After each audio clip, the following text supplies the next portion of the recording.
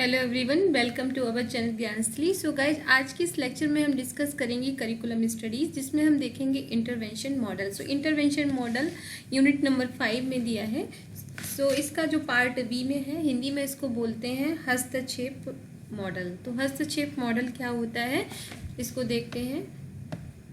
हस्तक्षेप करने का मतलब क्या है कि किसी भी चीज़ में हम हस्तक्षेप करते हैं, इंटरवेंशन करते हैं। कैसे? It is design to meet the complex needs of children. कुछ बच्चे ऐसे होते हैं जिनकी जो नीड्स होती हैं, आवश्यकताएं होती हैं, वो कैसी होती हैं? बहुत ही ज़्यादा जटिल होती हैं, कॉम्प्लेक्स होती हैं। सो उन कॉम्प्लेक्स नीड को पूरा करने के लिए इसको डिज़ाइन किया जाता है। तो गाइस, जैसे क्वेश्चन कैसे बन सकता है कि कॉम्प्लेक्स बच्चों की कॉम्प्लेक्स नीड को पूरा करने के लिए कौन सा मॉडल डिज़ाइन किया जाता है, तो आप उसका आंसर देख सकते हैं, इंटरवेंशन मॉडल हो सकता है। सो डिज़ाइन टू मीट, तो इसको इसीलिए डिज़ाइन किया जाता है कि कुछ अलग तरह की कॉम्प्लेक्स यानी कि जटिल तरह की जो नीड्स हैं बच्चों की, उनको पूरा करने के लिए the intervention developed by through this or called strategy intervention model and counseling intervention model। ठीक है। अब जैसे आप लोगों ने मुझसे पूछा कि मैम मैं नेट पे फोकस करूं या फिर अभी कोई वनडे एग्जाम जैसे एसएससी हो गया या फिर आपका कोई और छोटे मोटे एग्जाम हो गए, उन पे फोकस करूं, टीजीटी दूं या पीजीटी दूं। तो आपने मुझसे पूछा, ठीक है। अब पूछने के बाद मैंने क्या किया कि स्ट्रेटेजिक तरीके से आपको बताया या फिर आपकी काउंसलिंग करके आपकी प्लान में मैंने क्या किया कि आप एक काम करिए कि अभी टीजीटी और पीजीटी को छोड़कर आप नेट पे फोकस कर लीजिए, टीजीटी नेक्स्ट टाइम दे दीजिएगा, या फिर मैंने कहा कि टीजीटी दे लो, नेट बाद में दे लेना। तो मैंने क्या किया? इंटरवेंशन किया, हस्तक्षेप किया। तो इसलिए इसको काउंसलिंग इंटरवेंशन मॉडल भी बोलते हैं, स्ट्रेटेजिक इंटरवेंशन मॉडल भी बोलते हैं। स्ट्रेटेजी का मतलब है यहाँ पे हम योजना बना के हस्तक्षेप करते हैं। So it discuss about the content, enhance routines, it is use to enhance the delivery of content information and improve their student understanding।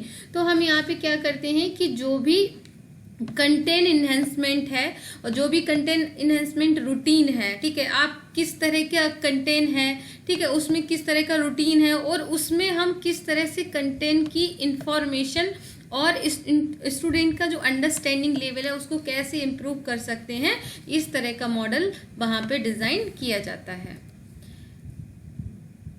4th point, it focuses on the learning strategy interventions because many students are ineffective learner because some of them lack information and processing skill। होता क्या है कि इस तरह का model बनाने के पीछे रीज़न क्या है कि जो बहुत सारे बच्चे हैं वो नहीं सीख पाते हैं, वो बहुत ही ज़्यादा एक्टिव नहीं होते हैं और बहुत ही इनफेक्टिव वे में लर्नर होते हैं। जैसे मैं उनको अभी आपको पढ़ा रही हूँ तो बहुत सारे लोगों पे इस पे इफेक्ट पड़ेगा और बहुत सारे लोगों पे इस पे इफेक्ट नहीं पड़ेगा।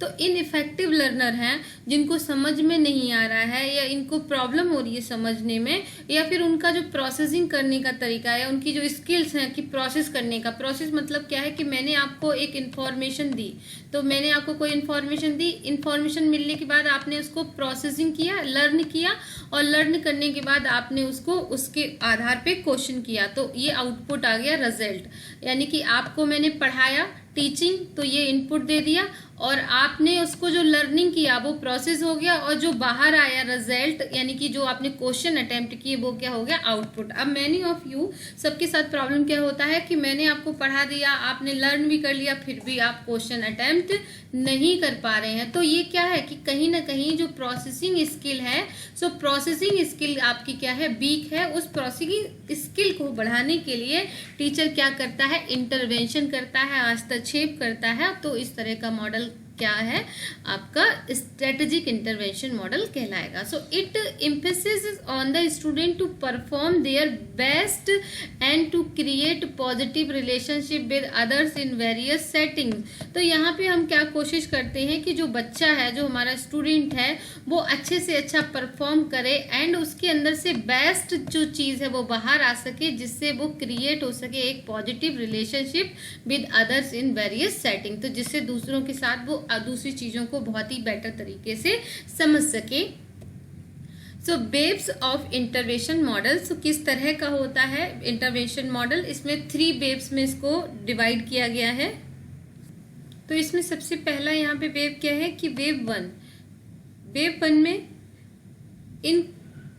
Inclusive quality first teaching for all. तो यहाँ पे हम क्या करते हैं कि जो भी इंक्लूसिव क्वालिटी है पार्ट, जो हमारा यहाँ पे पार्ट 1 है, उसमें हम सबसे पहले टीचिंग टू ऑल करते हैं, सबको पढ़ाते हैं। वेव 2 में हम क्या करते हैं, additional intervention to enable children to work at age related expectation और अबव। तो हम इसमें देखते हैं कि जो भी एडिशनल अधिक ज़रूरत है, जैसे मान लीजिए मेरी क्लास में टोटल 100 स्टूडेंट है, ठीक है, तो 100 स्टूडेंट्स को मैंने टीच किया, तो इसमें से कुछ स्टूडेंट ऐसे हो सकते हैं 20 स्टूडेंट या 10 स्टूडेंट जिनको नहीं समझ में आया, तो हम एज रिलेटेड है, उनका कोई प्रॉब्लम है, तो उससे रिलेटेड क्या एक्सपेक्टेशंस हैं, ठीक है, हम उनसे क्या चाहते हैं, तो यहाँ पे हम एडिशनल यानी कि उनको थोड़ी ज़रूरत से ज़्यादा चीज़ों को समझाएंगे या इंटरवेंशन करेंगे। वेव 3 है एडिशनल हाईली पर्सनलाइज इंटरवेंशन, ठीक है। थर्ड में क्या है कि हाईली, अब इसमें से 20 में से भी कोई 2 बच्चे ऐसे हैं जिनको बिल्कुल समझ नहीं आ रहा है, तो उनको हम और ज़्यादा यहाँ पे टीच कर सकते हैं और ज़्यादा उनको इंटरवेंशन कर सकते हैं। तो सबसे पहले क्या है कि फर्स्ट टीचिंग फॉर ऑल, सबसे पहले हम टीचिंग डिज़ाइन करते हैं, सबको समझाते हैं।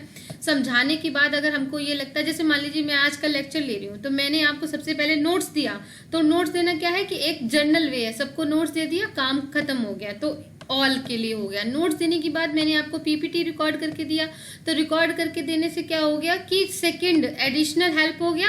अब थर्ड लेवल पे मैंने क्या किया, आपकी लाइव क्लास ले ली, तो एक हाईली क्या हो गया कि इस तरह से हम देखेंगे तो इंटरवेंशन चल रहा है, आपकी मैं टीचिंग कर रही हूँ, आप लर्निंग कर रहे हैं, तो मेरे और आपके बीच में क्या है, लर्निंग एंड टीचिंग दोनों चीजें हैं। तो सबसे पहला लेवल, दूसरा लेवल, तीसरा लेवल, तो इस तरह से हम क्या कर सकते हैं, इंटरवेंशन मॉडल को यूज कर सकते हैं। आई होप कि इस एग्जाम्पल से आपको ज्यादा क्लियर हुआ होगा। अब देखते हैं कि फीचर्स ऑफ इंटरवेंशन मॉडल, क्या इसके फीचर्स हैं। डेली एंड सस्टेनेबल इंस्ट्रक्शन, यानी कि यहाँ पे क्या है, डेली आपको ऐसे इंस्ट्रक्शंस दिए जाएंगे जो सस्टेनेबल हैं, स्थायी रूप से हैं।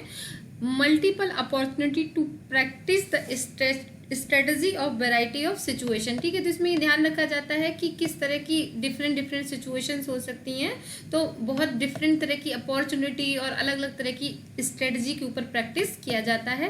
इंडिविजुअलाइज्ड फीडबैक, ठीक है, यहाँ पे इंपॉर्टेंट क्या है कि इंडिविजुअल फीडबैक है। जैसे मैंने आपसे सबसे कह दिया कि अपनी अपनी फीडबैक दीजिए, ठीक है, कि आपको ये चीज़ें समझ आ रही हैं क्या नहीं, तो जो आप आंसर करोगे तो वो क्या माना जाएगा, इंडिविजुअलाइज्ड फीडबैक। ऐसा नहीं है कि ग्रुप के 100 बच्चों से कह दिया कि सभी लोग कोई एक फीडबैक तैयार करके बता दीजिए कि आपको कैसा लग रहा है, तो इंडिविजुअल फीडबैक का यहाँ पे इंपोर्टेंस रहता है। फोर्थ है कि required mastery of the strategy, ठीक है, तो जो भी यहाँ पे स्ट्रेटजी लगाई जाती है उस पर मास्टरी होना जरूरी है। इसका रीजन क्या है कि मैं आपको यहाँ पे क्या, आपके प्लान में मैं इंटरवेंशन कर रही हूँ, हस्तक्षेप कर रही हूँ, अगर मुझे इस पे मास्टरी नहीं है, मुझे नहीं आता, तो मैं आपको नहीं बता सकती। तो इस तरह के मॉडल में यहाँ पे मास्टरी होना भी जरूरी है। तो जब तक मास्टरी नहीं होगी तब तक टीचर आपको नहीं बता सकता। तो गाइज ये था आपका इंटरवेंशन मॉडल, ये आपका पार्ट बी इसके साथ खत्म होता है। कल से हम स्टार्ट करेंगे पार्ट सी, जिसमें आप देखेंगे सारे मॉडल्स को, और हम जो बहुत स्टेक का मॉडल, ये सारे टाइलर का मॉडल, सारे मॉडल्स को हम कल करेंगे। और सो आज का क्लास यहीं खत्म होता है। Thank you so much and wish you all the best.